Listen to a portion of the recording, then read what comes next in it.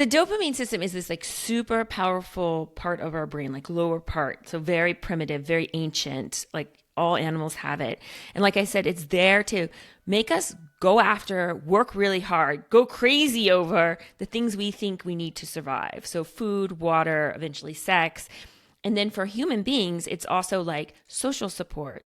That is critical to our survival. It's exploration and learning. So exploring your environment and adventure and taking risks. These are fundamental needs for people. And what it's supposed to do is it's supposed to know in your environment where you can fulfill these needs and trigger the desire to go get them and make you work hard. A lot of scientists will say it's willingness to work, right? I'm going to like persist. I'm not going to give up easily. That's why kids are so crazy about it.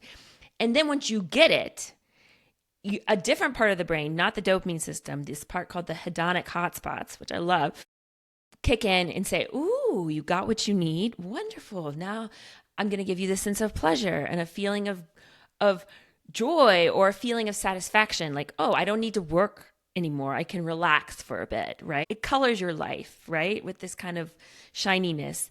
And so that's how it's supposed to work. Want, work, reward, pleasure.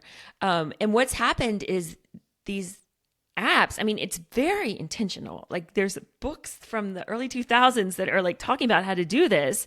Apps, games, social media, they're designed to crank up that wanting, just skyrocket that wanting and that dopamine, but actually rob us and strip away the pleasure. Because if you actually give the person that pleasure, they're going to stop.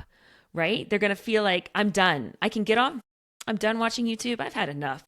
And so what ends up happening is that whole system short circuits, especially with kids who don't have a lot of the other parts of the brain all there, where you're just wanting things and never really getting a reward.